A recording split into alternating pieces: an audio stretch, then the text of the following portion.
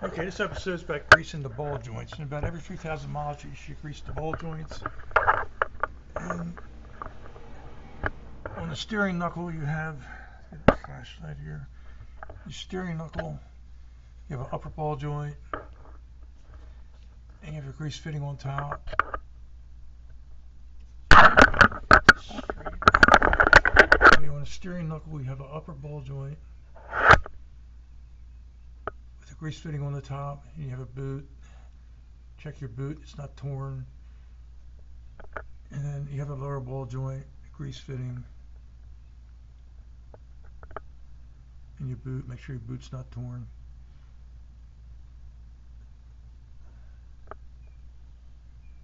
And you just want to put grease in them to, you'll see some grease come out at the boot. The lower one I just did. And grease never did come out, but I know it's full. I pumped and pumped and pumped. I could see the bladders expanded. So actually they were pretty dry. So, and it's the same on the passenger side. And you grease both of them. And this will be a real short video on greasing the ball joints. The drivetrain does not need grease. There's no, in the U-joints, there's no grease fittings. They're sealed. So we'll move on to the tie rod ends. Alright, moving on to the linkage. Greasing the linkage. And you see here, we're going to grease the pitman arm. We're going to grease the tie rod ends.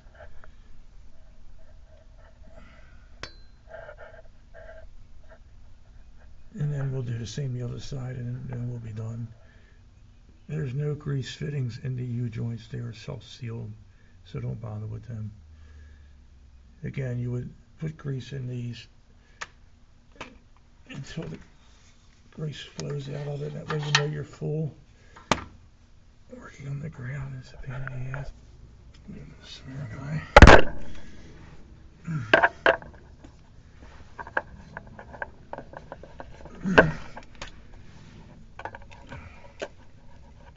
And 2 squirts and grease came out, so we're good.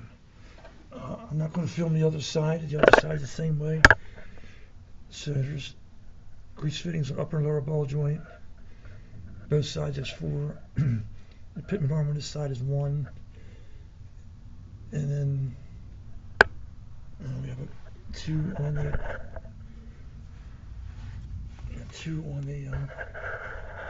tie rod ends. Get that in there. Get that.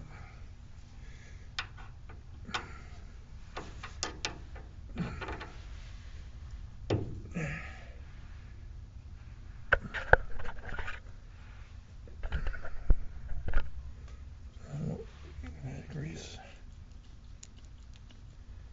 And you see grease is coming out, so we're done. Alright, so it works the same on both sides.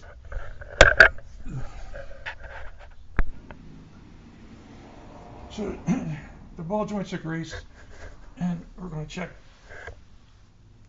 any play that's in the ball joint on this side, and I don't think it would be. The ball joints are a couple thousand miles old, but you want to go like side by side. It's tight. And then we want to go up and down. Up and down bush is what tests your ball joint. It should be any play between the ball joint and the steering knuckle. And that's what we test for. So we have the jack on the lower control arm, which unloads the ball joint. And then we'll try and go up and down with it, and hopefully there's no movement. No movement and no clunking. So ball joints are good. And we can wrap this up.